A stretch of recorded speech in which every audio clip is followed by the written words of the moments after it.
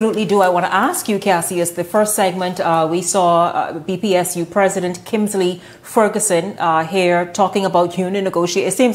It really seems as though this is prolonged and continuing to drag on, right? But he's talking about an aspect of the BPSU's ongoing negotiation. It's being described in some circles as a standoff or stalemate, standstill. And it's because he says he's fighting for about roughly 7,000 people, some of them in the union, some not, but who must be brought up through increments over an over a 5-year period, I think it is, to kind of be able to make something to be able to afford the cost of living right now. Yeah, I've always, for many, many years, I've watched the union and the government do this dance.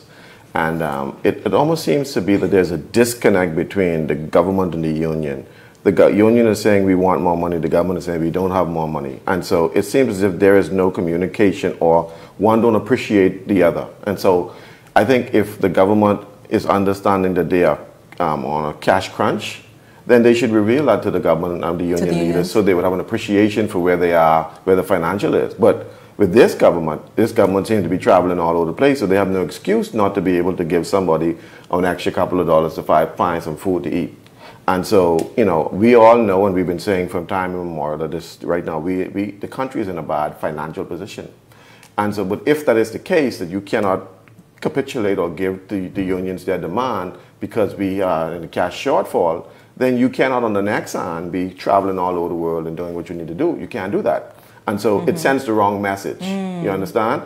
And so you're saying it doesn't add up if you're saying one thing, but then saying another thing on this end. And so you have to be consistent. So if you're saying to the union leaders, well, I understand you want these increments, but we can't afford it right now, then you show that very same thing when it comes to your excessive travel or whatever. You say, listen, I know we're supposed to go here and then we're going to cut back. And so you have to show the people that, listen, you're practicing what you're preaching. And so when they see you not exercising fiscal austerity measures, then they figure they can keep demanding and demanding and demanding because there's money there. Apparently the money coming from somewhere.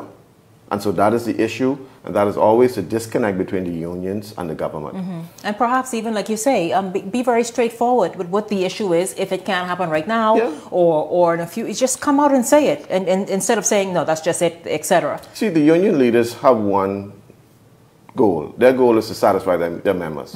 And, the members always want more. You think anybody who working don't want to raise? Everybody always want to raise.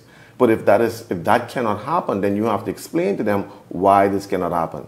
You sit him down, you sit Belinda down, you sit this one down, you sit all of them down and say, listen, this is all the money we brought into the country. This is all the money we got. This going here, this going there. We don't have much right now to be able to give to the union, so we need you all to work with us. And this is what we're going to do over the next 3-4 years. So they could be on the same page as you. But, like I said, you cannot send the wrong message. You cannot say that there's no money for the union, for the workers of the country, but you spending as if there's no end to the money. That's the issue. Well, Please like, share, and subscribe to our YouTube channel, and also follow our TikTok account. Thanks.